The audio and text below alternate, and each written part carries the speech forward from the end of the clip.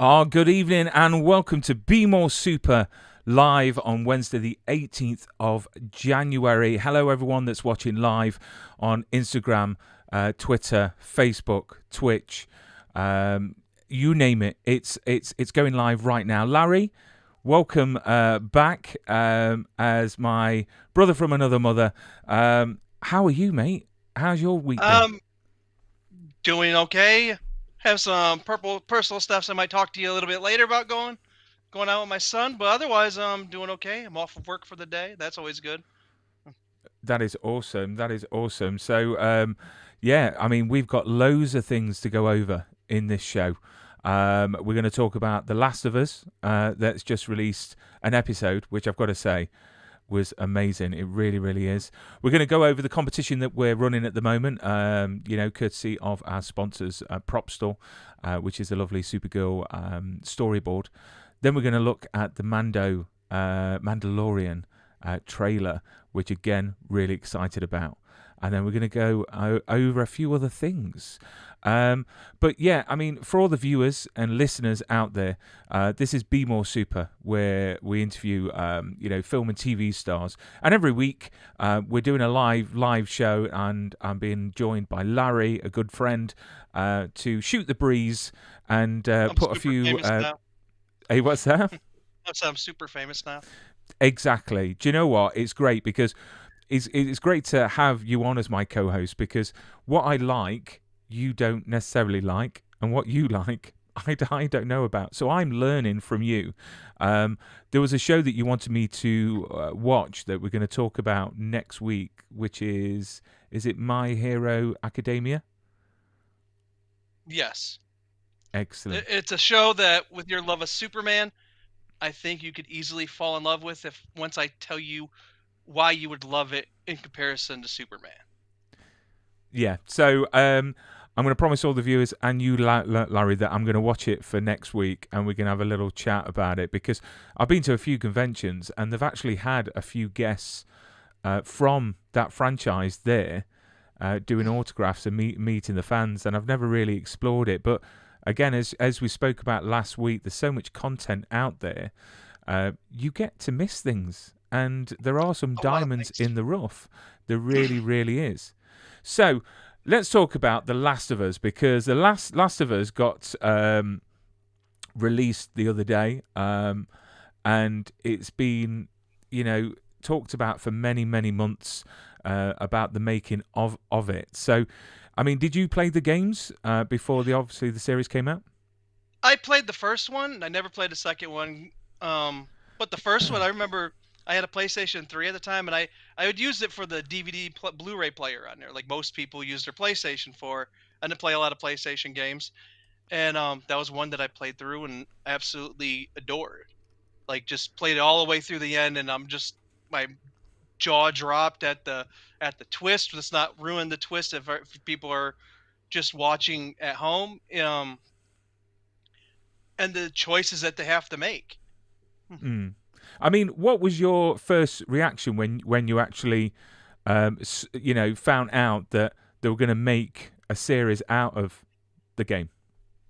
First reaction is, oh man, I hope they don't screw this up again. Because let's just be honest, whether you like, I think Halo looked good, whether you like it or not, they stray from source material a lot. Witcher, Henry Cavill is said to have left Witcher because they've strayed from the source material so much, Mm. and the Super Mario Brother movies, Sonic the Hedgehog is deemed the best video game movies they've made so far. So I can't. I was excited watching the first episode. Mm. I mean, did you enjoy the Sonic movies? Just out of I curiosity. did, but my one son's a huge Sonic the Hedgehog fan. Has all sorts of Sonic stuff.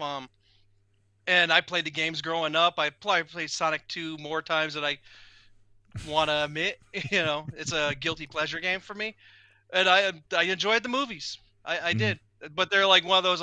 If they're on, I can have them on. I'm not going to go out of my way to watch them over and over, though. Mm. I mean, when it comes down to games, I've got got a bit of a confession. I mean, when I play games, I don't normally invest my time in the story mode. You know when you've got the little bit where it's actually telling you the story and then it's got the button to skip it. Yeah, yeah. I'm like a serial skipper. Like literally, I'm like, no, come on, let's get to the gameplay. So I've played the Last of Us, and I know about the clickers and everything like that, but I never really, invested the time into finding out what the story was about. So when the series came out with episode 1, and I was really pleased to see episode 1 was an hour and 20 minutes, I think it was. Yeah. So it was longer than normal, and you guys in the States must have had about 100 adverts during, or was it straight through? I mean, has it changed? I think it was HBO. It's all Mm. HBO. So on HBO, it just goes straight through. Oh, that is awesome, And because I know that every time I've been to the States and I've watched something, there's like there's adverts after the opening credits, about yeah, 10 adverts in between and one at the end. so I don't think you guys have HBO Max yet, but No, for HBO Max here, like they have obviously there's the ad tier and then there's no ad tier. I go for the no ad tiers. I'll watch everything straight through yeah. because I mean, I hate like, a good movie. I went to go. I had the ad tier once, and I was trying to watch Lord of the Rings, and there was 15 ad bubbles. And I turned to my wife. I'm like, I'm upgrading our account. I can't do this. it's well worth it though, for the annoyance. But yeah, I mean, here in the UK, The Last of Us is available on Sky Atlantic, which it's really nice to see a series actually come over to the UK. It's shown here the day after the launch in the US, and it's really nice that we're actually got this, because there's so many series in the States that we haven't even got yet. It's like they don't know that we exist, and it's nice that we get it. So what was your first impressions then of watching episode 1? Jaw dropping. Honestly, I felt like I watched a movie, and like my oldest son just recently replayed through the whole game, so everything was fresh to him. And there are some things that memory I was coming back to me. So I'm like, okay, like I don't want. Are we gonna spoil stuff here? Or do To you? be honest, I mean, near enough everyone's played the game, so they sort of know what it's about. So you know what? If you don't want to hear, and you haven't seen it yet, and you don't want to have anything spoil, just close your ears for the next couple of minutes while Larry talks. So are we good? We good? So Yes, let's go. my wife has no one way or another. Like she's heard us talk about it a little bit before, and I knew the daughter was gonna die, Mm, and because I remember playing, I remember that from the game, and they did such a good job in the show portraying the love of a father and a daughter, making you care about that daughter. And I knew the whole time what the outcome was, and I still felt a tear in my eye when that moment came. And my wife was sitting there like, oh my god, like she's like, I didn't know, she didn't know what she was getting into, and she sees this, and like I was just jaw dropping with like the planes going overhead and the cars crashing. Like I felt like I was watching like a big budget movie, And I mean, my only real complaint of the whole series is the bite reveal at the end of the show, because they did such a great job with everything else and letting everything kind of like settle in. Like if I remember correctly, when the bite reveal comes out, a gun's pulled on her, you know, mm, and there's like more tension in the game. And there was like, oh no, I haven't changed yet. Let's go. mm, The end. So I felt like that moment was kind of rushed, but everything else was like amazing to me. mm, And that, I mean, I was just gonna kind of get it refreshed in my head of the game because I haven't played it since the PlayStation 3 days when it came out. mm. Well, I think definitely after this show, people are going to be playing the games a lot more. But you say that you knew that his daughter was going to die at the beginning. I didn't. I didn't. So when I watched it, I experienced it for the first time, not knowing. And you're right; they've done it in such a good way where you get invested in the daughter. And it's just heartbreaking. It really is. But what gets me was right at the beginning of the episode. Where I think it's set in the 60s, and they're doing the interview, and Yes. the man is talking about obviously fungi. literally the hairs at the back of my head went up, because do you know what? He's right in what he's saying. So literally, that fungi The does, zombie ants. yeah, can go onto an ant and obviously affect the ant, affect the brain, replace the skin, and all that jazz. But we can't get it on us because it can't survive over 94 degrees or Celsius or whatever it is. But then he said the world is warming up, and the world is warming up.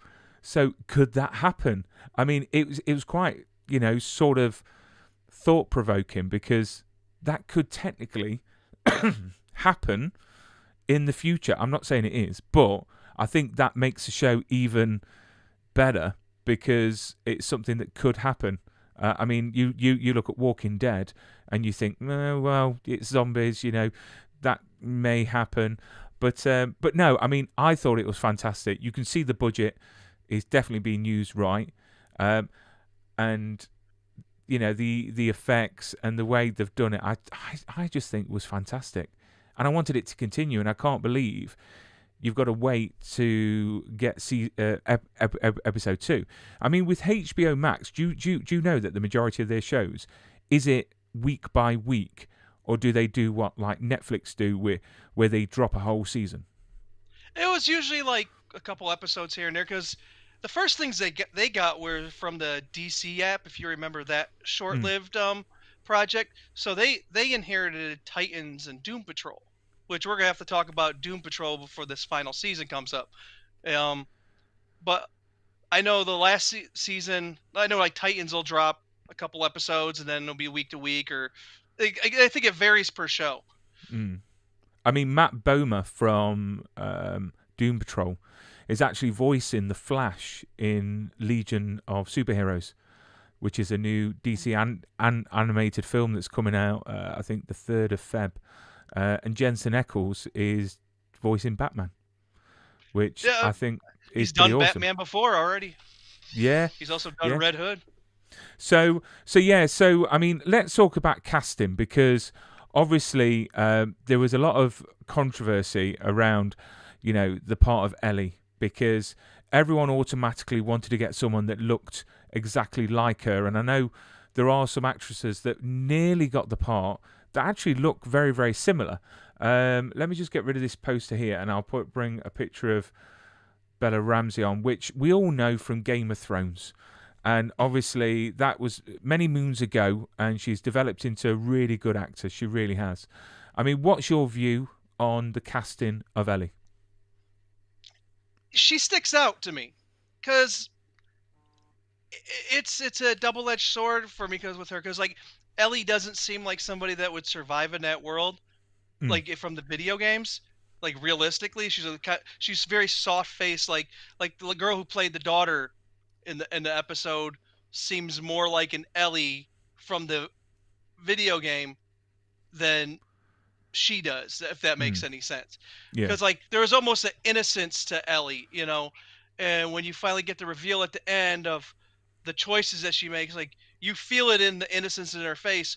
Where I can't remember the actress's name, but like she almost seems a little rough around the edges. Mm. You know what I mean? It was believable that she might stab a guy in the leg. You know what? Well, one of the first scenes we see her in is when she's being asked to count up to 10, and she goes 1, 2, 3, and she puts a middle finger up. Yeah. So straight away they've established the type of person she is. But obviously you can see the vulnerable side as well, and I think that we're going to see that to come in the rest of the season. And then obviously we've got Pedro. I mean, this guy can't do anything wrong at the moment. Um, I think personally, out of the actors out there that I've seen, he is a perfect fit. I mean, he's just an awesome performer. He really is. I I was kind of taken back when I heard that he was casted. I'm like, okay, and man, I thought he did a fantastic job. Like he showed the love for his daughter, and then throughout the game, is Ellie becomes a kind of like a surrogate daughter, and you kind of see that at the end of the first episode, and he kind of breaks away some of those rough exteriors that he's gained over the last like 20 years, and I thought he did a fantastic job.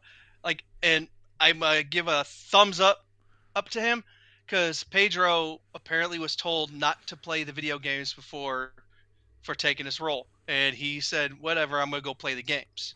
And I think that's something where Hollywood is very mistaken on telling these people do. Like Mm, I've heard like Henry Cavill was getting shamed on the set of Witcher for knowing the lore, and mm, people on Halo were told, "Don't don't play the games, don't read the books," and I'm like, I want to watch something made with love, mm. and I could tell that's why some of these things only get a season or two, and And do you think that he went and played the games because he wanted to get a better knowledge of the character to, I don't know, give back to the fans a bit more and make it a bit more, loyal to the game?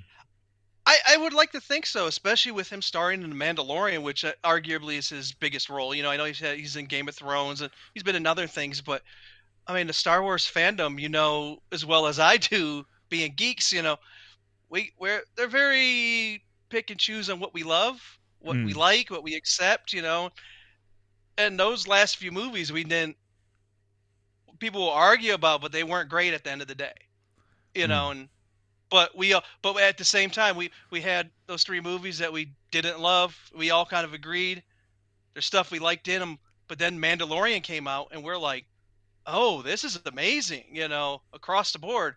There's middle-aged moms out there that have a new love in Baby Yoda, and they don't know that he's called Grogu. And do you know what? It always makes me laugh because even though the Book of Boba Fett did well, um, the most popular episode was the Mandalorian episode.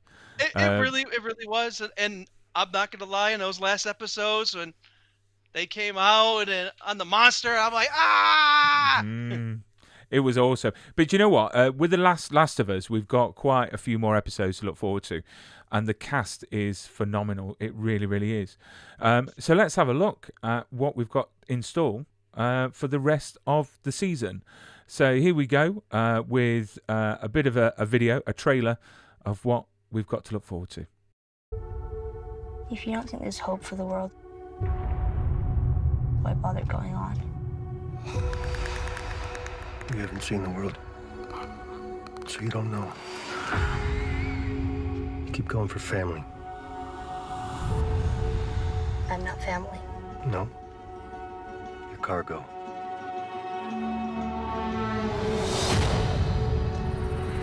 Why are you so important? Somewhere out west, they're working on a cure. I think what really impressed them was the fact that I didn't turn into a monster. If she so much as twitches, don't.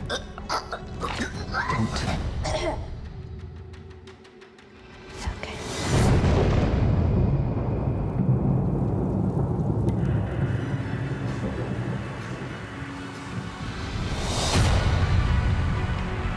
If I'm taking you with me, do what I say when I say it. You got any advice on the best way west? Yeah, go east. You've come this far, then you know what's out there. You're not gonna scare us. Scared him?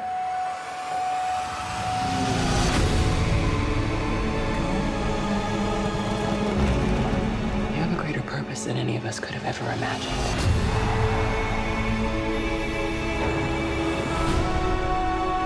Be careful who you put your faith in. You might not be her father, but you were someone's.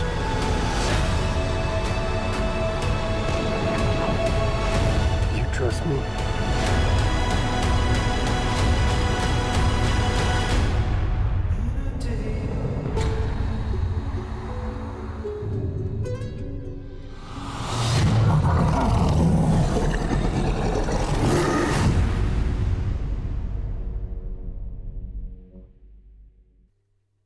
So what did you think?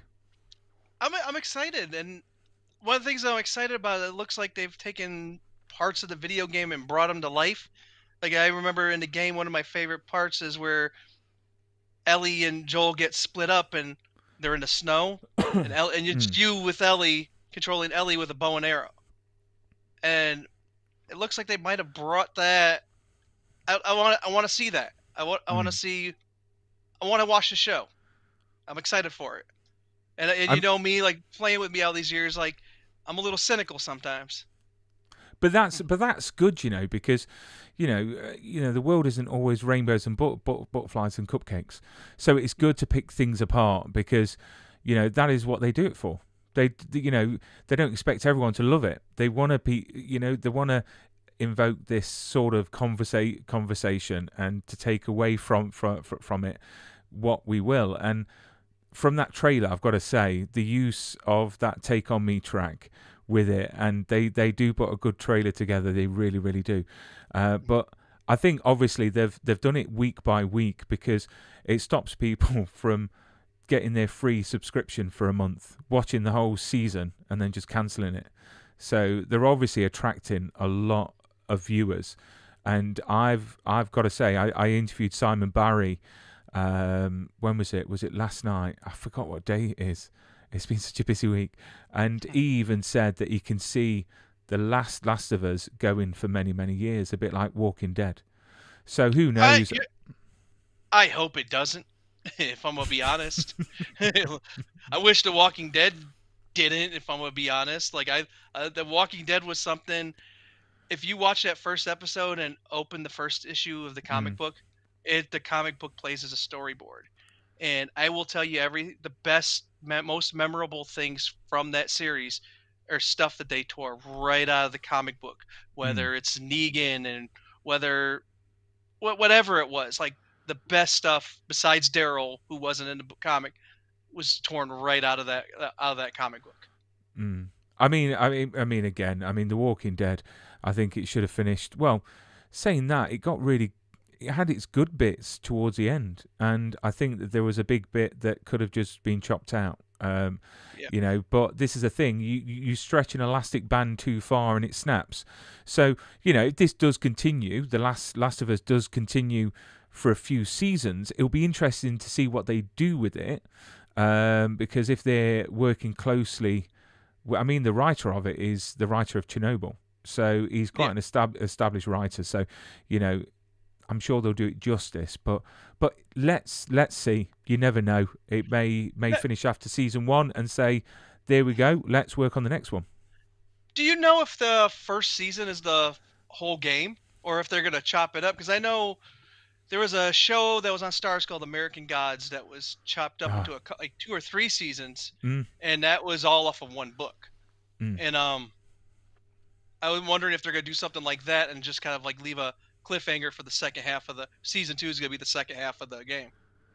You see, you know, if they were smart, they could do that because, again, you know, there's a lot of detail in that hour and 20 minutes that we saw, and it was great to see the amount of it explained a lot. So who knows? I mean, I'm sure one of the viewers can comment if they know if it is the whole season for the whole game, but we'll find out. We will. So let's have a quick recap of our sponsors and the competition. So here we go. So the sponsors of Be More Super are the wonderful propstore.com.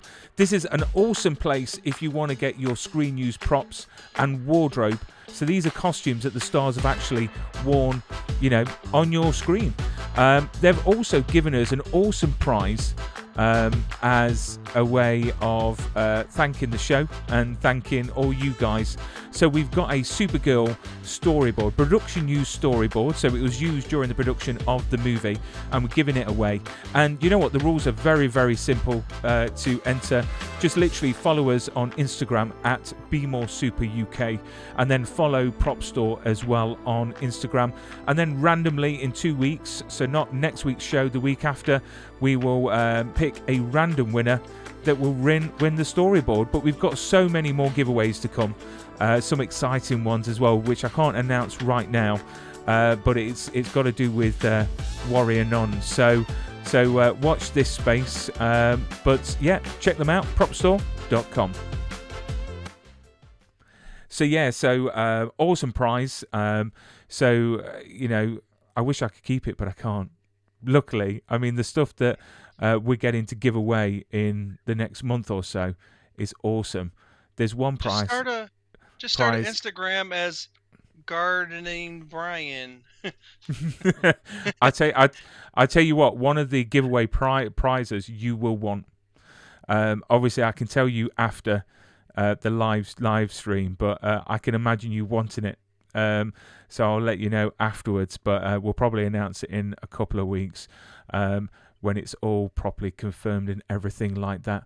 So then we move on to Disney Plus, which is, an awesome channel. They've got some really good shows. Willow, I thought was awesome. Sadly it's finished now, but we've got a new series of Mandalorian, which this is the way. I just cannot wait. I mean, how excited are you, Larry, for season 3? I'm quite a bit excited, to be honest with you. Like as I said earlier, in this, like the last 3 movies, I didn't love. They kind of ruined all your heroes, in my opinion. But Mandalorian kind of brought back my love of Star Wars. So that's like the only thing I've really been looking forward to. And have you actually got a Mandalorian helmet at home? Because no, I would love one. I would absolutely love one and just wear it around the house. Because I've always wanted to cosplay, but I'm a big guy. I'm like a silverback gorilla. So I can't really go as a Mandalorian, but there is one that's quite big that was in the 2nd season. You know when... the blue one. Yeah, he's quite a bulky one. So I was thinking, yes, that is a great cosplay idea. But we've got the trailer to watch that only got released, I think, in the last day. And it just looks epic. Do you want to see it? Yes, I've been waiting. You've been waiting. You haven't seen it until now. So here we go with the Mandalorian trailer. Our people are scattered like stars in the galaxy. What are we? What do we stand for?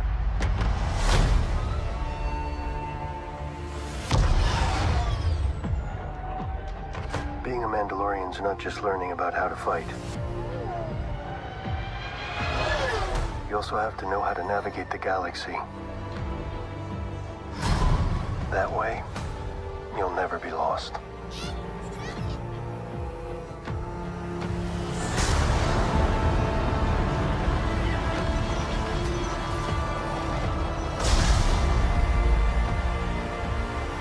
I'm going to Mandalore so that I may be forgiven for my transgressions. May the Force be with you! This is the way.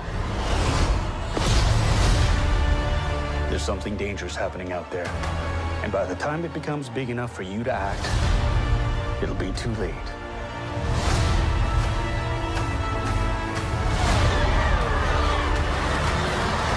Hang on, kid.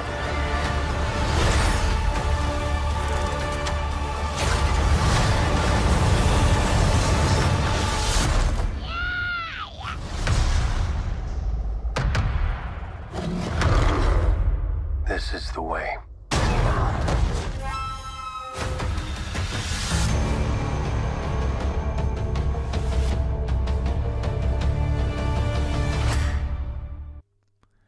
Oh my God. Can special effects get any better?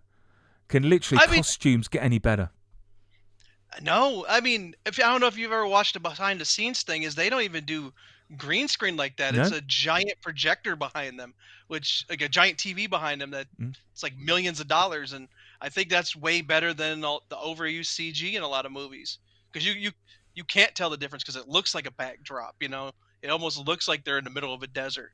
When it's CG and they have that blur to it, like my eyes just kind of go, I'm like, I don't buy this. But it's come a long way. I mean, you look at the CGI during the Star Wars movies, during the Phantom Menace era. To look at them now, it's literally night and day. And I think that the Mandalorian is going back to how, it's making me love it the same way as I loved the original Star Wars movies because it just seemed more real. Because obviously in the original movies, you know, the majority of it was practical effects. You know, there was rear camera projection effects and everything like that, but a lot of it was practical. But Like the stuff like matte Mandalorian, shots and yeah, paintings in the background, you know. I well, I, I miss that stuff. it is a dying art. These people that are so talented, you know, as time goes on, you know, people are going to be, you know, out of a job. You know, these prop makers are going to be out of a job because, you know, instead of making these big sets, they'll just, as you said, put them on this big OLED screen. You know, don't get me wrong, it just means that we get more spectacular shows. But then it's sort of, you know, killing off certain, trades. Yeah, But yeah, like there's I'll bring it up real fast. There was a movie that came out this October called Terrifier 2 by Damien Leone. Made the movie for $250,000 over COVID, and he did all the practical effects in this movie himself because it was COVID, he couldn't hire people to come in, and it's one of my favorite horror movies because of the practical use, and they brought it back to the old school. You know, it's not a great movie. Don't get me wrong. I'm not gonna tell everybody go rush out. Like there's rumors people were puking during the theater in this one, but like I miss practical effects, and that's my point. You know, mm, that's why I love the movie. I can see the fun on the screen. I know I'm talking about a horror movie, but you can see the fun that they had making these mm. practical effects and this makeup and everybody was doing. And that's what I love about Mandalorian. I mean, the Terrifier films, I know that you want me to watch them, and I've got a great deep fear of clowns. And I watched a bit of the trailer. The clown is terrifying. He is literally terrifying. I tell you what I'm going to do. I'm going to get that guy on this show in a couple of weeks, okay, as a guest for you, Larry. And you know, I'm going to sit back, you know, and watch, you know, you speak to him about everything that I'm completely scared of. But I will promise I will watch it behind my hands, open fingers. I know a friend, Dan, she loves everything horror, and she loves the movies. She really, really does. But yeah, I will get that guy on, the mime artist, the actor that does the clown. I forgot his name. I But on the tip of my tongue too. I David? will. Something. Well, I can have a I- look. Oh no, I can't. I've just pressed the wrong thing here. Let me just Let's have move on. a... We're talking about Mandalorian. We'll get back to that later. Yeah. So what are you looking forward to for season 2? Season 3. You know, going from the last season story wise. I want to see what's going to go on with Katie Stackoff's character. I imagine she's going to be back with former WWE wrestler, now Mercedes Money, Sasha Banks. You know, like the other Mandalorians that they came out with. I want to see what the Dark Blade and how they're going to be involved with that. Yeah. Because I don't know if you ever watched any of the animated series, but I guess it deals with a lot of stuff in the animated series. I haven't watched it myself, so. That Blade is awesome, and Kate's character again, you know, she's just amazing. She really is. I mean, I've loved her in 24, Battlestar Galactica as Starbuck, and she's awesome in the Halloween Mandalorian Resurrection. as well. Yeah, well, yeah. It's She not doesn't love herself in that. Wait a second, Larry. I've actually found a film that I don't think is fantastic. It's not one of the best. No, but you know, entertainment value, it's all right. But I just can't wait. I really can't wait for it to come out. March the 1st. I'll be counting down the days, and I you know, Pedro is just awesome, and yet we forget that the Mandalorian is actually played by 3 different people. So you've got Pedro, you've got Brendan Wayne, and then you've got someone else that does the fighting. So it's actually played by 3 different people. So I always wonder how much of the Mandalorian that we see on screen is actually Pedro. You know, they actually say not a lot. And same thing with Robot Man and Doom Patrol. Like I don't think Brendan Fraser's ever in that suit. Well, now obviously getting these awards, he'll probably probably not be in the suit for much longer. But no, terrifying. The guy's name's David Thornton. David Thornton. That plays the. He played the Grinch too in the new Grinch horror movie too. Did he? You know what? Again, I haven't watched that. I haven't seen it. It looks awful. I'm gonna be honest. Does it? I'm like, yeah, the makeup looks good, but I'm like, the movie looks. And have you seen the Winnie the Pooh? Yeah, Blood movie? and Honey. Yeah, I haven't seen the movie. I don't think it's out yet, but I love the fact that Disney characters are starting to go up to public domain, because we're gonna see more of these coming out soon. So then, I wanted to touch on favorite movies. Because obviously we all have our favorites, and all the viewers know that one of my favorite movies is Superman the movie. But Larry, what's your favorite movie of all time that will always stay with you as the best? Fight Club. It's David Fincher, Brad Pitt, Edward Norton. I saw that just at the right age. I think I was like 15, 16. I think I was driving, so I had to be like 16 at the time. And it was me and my cousin and a buddy of ours. They were talking about going to see a movie. We didn't know what to go see, and I'm like, let's go see Fight Club. I had no idea what we were getting into, and the three of us walked out of that movie just drained, confused, and contemplating life. And like a movie, I think a lot of people still to this day, I've seen this movie so many times, don't understand the movie, because I'll bring it up. People are like, don't talk about Fight Club, don't talk about Fight Club. And people miss the point of, they reiterate that as a point of control, because the whole movie's about control. And it's the red button theory. It's like, don't press this red button. Whatever you do, don't press this red button. What are you going to do? Press the red button. So that's the funny thing about everybody saying, don't talk about Fight Club, is that's the whole point of it. The movie is about control in your everyday life, about consumerism, which you can see behind me. I fall for it, the consumerism about buying all the stuff, and how easy it is to control people on a mass level. And people don't even realize that the movie controlled you into making that joke. I mean, the movie is so it's so intelligent. It really is. And imagine watching it for the very first time now, at your age, at our age, at my age, knowing what we know now and watching it for the first time. So I envy people that have never watched Fight Club, because to experience it for the first time, it's going to be incredible. It really is. And the twists and the ending, and I don't want to spoil it for anyone, but it's cool. I mean, it's such a good movie. It really is. Yeah. There was a comedian. I wish I could remember his quote. It was Patrice O'Neill. He said something along the lines like, how he hated the movie because it was a movie meant for disenfranchised white guys. And I can't. I might be messing up the quote, but it was something along those lines. And I'm like, he's not wrong. Yeah, I can understand his point. And I've got to say, Meatloaf in that film is just awesome as well. His name is Robert Paulson. Yeah, and it's just sad that he's left us. It's such a great performer. One of the biggest albums ever sold in history, Bat Out of Hell.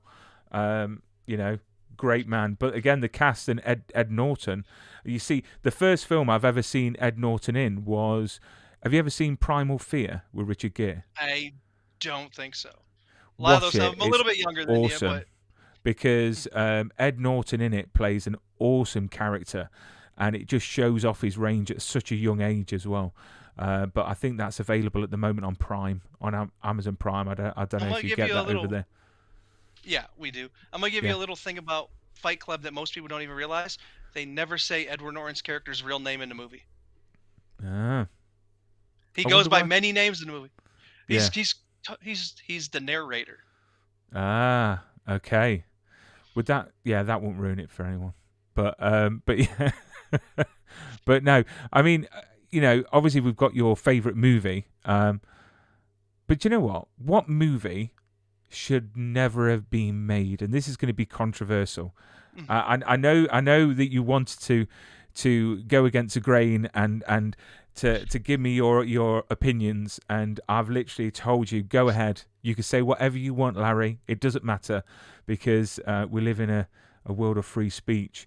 And believe it or not, you said, and I was quite shocked, Black Adam. Yeah, I'm a huge DC fan. I know you can't really tell what my figures are. It's 90% Batman. I have the James Gunn Suicide Squad figures up there.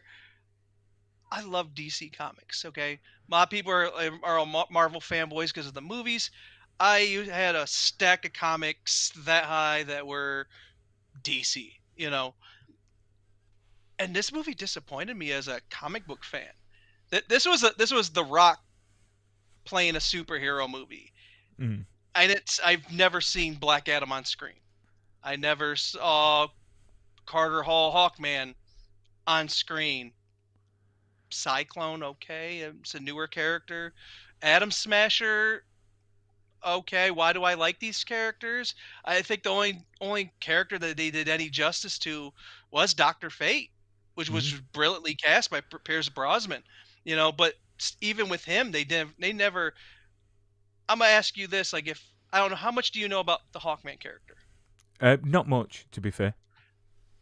So you've seen Black Adam. How much do you know about Hawkman after Black Adam? I don't. Exactly, and that's why. This is one of the reasons I feel like this movie shouldn't have been made. Is The Rock was showing off he's The Rock. I want to see The Rock be a bad guy. I'm a wrestling fan. I've told you that. I remember Rocky Maivia days. I remember the Die Rocky Die chants on Monday Night Raw. I want to see The Rock as the bad guy he can be. And when I heard The Rock got cast as Black Adam, I went, oh my God, that's perfect. You know why? Because the Black Adam in the comic that's danger level, like you need the whole Justice League to take him on level bad guy. They try to give us Superman at the end of that movie, and I'm like, I want to see him with Zachary Levi's Shazam. Why couldn't he pop in there? Like hey, you knew the Wizard too. Something. As fans of the comics, I felt betrayed. I felt kind of screwed out of a great comic book moments. You could have The Rock going after Zachary Levi. Zachary Levi turns into Billy and goes, I need to find some help, and and then you could bring in the Superman. Like they have that great animated short where it's Superman and Shazam fighting Black Adam, and I want to see that. This movie had a chance to, with Hawkman, there's a version of his origin where he's reincarnated over thousands of years from ancient Egypt, where he has to find his love in Hawkgirl. He's also an alien from Thanagar, and they mix up whatever origin they want in different times. But there's versions they mix both of them. Why couldn't you have had a reincarnated version of Hawkman that dealt with Adam in the past? Why Adam recognizes him like it's you. Have a former whatever guard be a former Carter Hall. Be the one who killed his son. That would have tied the movie so perfectly together. You understand what I'm saying? It would have been that much of a better movie. And do you know what? It's really disappointing, because you saying that, when The Rock has talked about Black Adam, literally all he's ever saying is that he spent the last decade, like 15 years, trying to get this film made. So you would have thought that over 10 or 15 years that they would have come up with a better, sort of version. I mean, what's your view about that? Yeah. I mean, I hear about they took how long to make Deadpool, and Deadpool is exactly what I expected after them taking 10 years to make it. Black Adam was disappointed for me. It's not a bad film, don't get me wrong. Yeah. Like when I say it shouldn't be made, I'm saying that they didn't show love to the fans or service these characters the way these characters should be serviced. The It should have been DC made better Pantheon, then. It should have been made better. yes, Yeah. yes, better. Like I don't think DC and even current Marvel, I'll go out on a limb and say that don't show love to their characters first and foremost. Mm. And as a comic book fan, like I watch these things and I feel betrayed for spending a lifetime loving these characters. And I go, who is that on screen? I want my 9-year-old to watch Black Adam and go, man, Hawkman's cool. Take me to the comic book store and let him read comic books. And my son won't recognize that. That's not the same character they portrayed.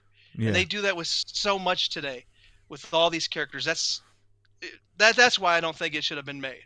Mm. Well, hopefully, who knows? Hawkman might get its own reincarnation of a story in the future. I mean, again, with DC, with James Gunn, who knows what they've got in store? I mean, apparently he's got a 10 to 15 year plan in place. He just tweeted that he starts his morning off reading comics, and that gives me hope. He's reading the source material, and that's what we need more than anything. Yeah, and I think that a lot of people are angry at him because of obviously Henry Cavill for a start, bringing him into the end of Black Adam, and everyone got really excited. But I suppose if you're going to take over such a big franchise, such a big, established, part of the business of DC, you want to do it properly, and he's clearing house to start again, from the foundations upwards. And I get that. We could talk more about the whole Ezra Miller thing. I would love to see Wally West. I want to see red hair, old school Wally West take on the mantle of the Flash. He was my Flash growing up. He's the Flash in the Justice League Unlimited cartoons. I want to see the Wally West Flash that people have never got a chance to love the way I did. So next week we'll talk about the Flash, the new movie, and maybe Shazam, the second one, because the trailer is awesome. It really is. But Larry, thank you so much for joining me again this week, as always. And for all the viewers, we'll be back next week at the same time, 8 o'clock UK, 3 p.m. Eastern Standard Time. But if you want us to feature anything on the show, if you want us to get any guests on this live show, please get in touch, comment, share, and don't forget to subscribe and share that love.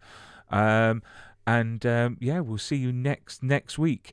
And I just wanted to put this out here. If anyone's having a bad day at the moment, I saw this on the internet, that a British Airways steward on their first day ended up accidentally activating the emergency slide that cost £50,000. So if you think you're having a bad day, think about this steward on his first day, being nervous, wanting to do well, and he's already cost the company £50,000, which I think it's my type of thing that I would end up doing. But Larry, you keep safe, stay super, my friend, and we'll speak in the week. Look after yourself. Goodbye, my friend. Bye-bye.